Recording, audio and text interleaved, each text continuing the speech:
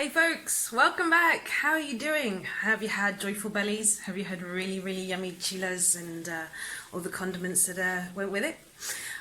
Today we're going to look at something slightly different. Today I want to take a look at a breakfast. It's quite funny because it's 2 o'clock in the afternoon, but I want to give you a different idea for breakfasts. Now, a lot of my Ayurvedic brothers and sisters out there, they will be getting to the stage in the northern climes. It's going to get really cold. It's fresh for us here in Mallorca, but not cold.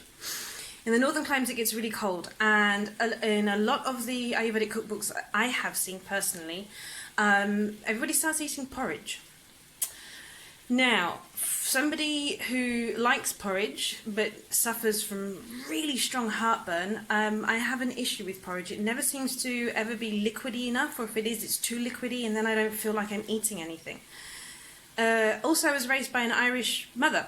So breakfasts were bacon, eggs and sausages, or salty things rather than sweet. So a lot of my clients have this problem. Starting with sugary things in Europe is normal, but for the rest of us outside of Europe or with different cultural backgrounds, it's weird. Why would you eat something sweet? But then I found this recipe from Kate O'Donnell. I've mixed 2 that she's done because I prefer this recipe myself. So this is kind of my version of what she does. But it's basically porridge with kitchari. So kitchari is something that I'm going to drive you insane over the next coming years. You're going to hear kitchari from me at least 4 times a year, because we want to do a cleanse 4 times a year, really. So, and kitchari is the mono diet. This food is so soft and gentle. Actually, in India, it's what they wean the children, the babies who are breastfeeding. It's what they wean them onto when they go onto solid food. So kitchari is for me, it's the most important recipe you're ever going to learn Ayurvedically. So we're going to start. My biggest tip, I give it at the beginning and the end. Okay, every time you cook kitchari, I'm going to warn you and remind you about this. Once the ingredients are in the pot, do not stir.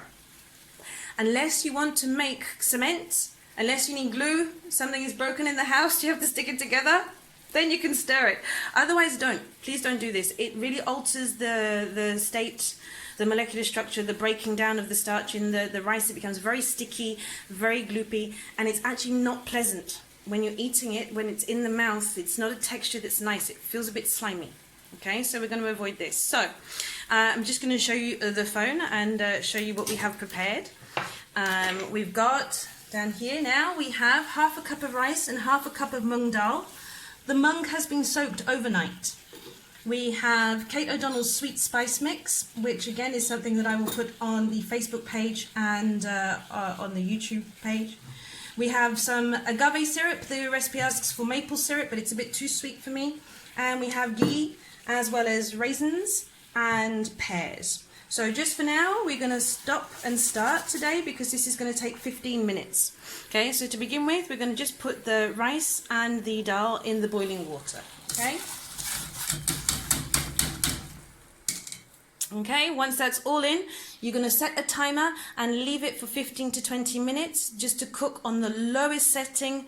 Don't stir it. Just leave it be. Now then, that's our 15 minutes up, so we're going to take a look now and see how we're getting on.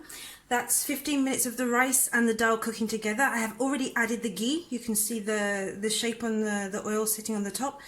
And the agave syrup. You can also add maple syrup. As I said, the recipe actually has maple syrup in it, but for me it's a bit too sweet. We're now adding to this. So in one recipe she has raisins and apples. In another recipe she has pears and dates. And I prefer the pears because they come from here, Mallorca, and I don't like dates. So I just mixed the 2 recipes. So we have that going in there now. We have the spice mix. Again, as I say, I'll put this on the internet for you. And we will have the salt. Okay, 2 things. Very important things. I just put salt in a breakfast dish. Yeah, but we have 6 tastes that we need, everyone needs, regardless of the doshas, to balance and satisfy the body's needs. And the only way to get salt is salt or kelp. So you have to put a little bit in. That's only half a teaspoon in there. The other thing is that normally we would say, yeah, you shouldn't have really more than 2 fruits. This is very dangerous ayurvedically for the belly. Actually, cooked fruits are different. When the fruits are cooked, there is a different perspective because it's partly broken down for you. So when you make your lovely stomach soup, it's not doesn't have that same effect. Plus the raisins, okay, so they're soaked overnight as well. This is an Ayurvedic thing. We like to soak nuts and dried fruits before we use them. Then also when they are cooked, they have more of a laxative effect. Okay, which is what we want. Our breakfast food is designed to make sure everything helps it come out the next day. So we're going to leave this again for another 15 minutes, and then I will come back and show you the end result where we're going to blend half of the mixture and then put it all together for our breakfast, so we keep some texture, but we have this lovely porridgey feeling in the stomach. Okay, our breakfast is ready. So 2 things I forgot to mention in the last clip. One, you have to mix in the spice a little bit. This is not a stirring motion. This is like a blending, kind of like you're making a cake. So really soft and gentle, and you don't do it for very long. It's maybe not even 20 seconds. Just the spice can disperse a bit because the cooking, the bubbling will actually do that for you. Okay. But you want to give it a bit of a helping hand. The other thing is you need to put the lid on it. So the lid's off, it's finished cooking, it's sat and rested for a while, and that's how it looks when it's finished. Now what we're going to do is we're going to blend it. I've halved it, so there's half waiting. We're going to blend it so this other texture will be much more porridgey, and then we will have the rice and the dal, the raisins and the pear for additional texture. Okay?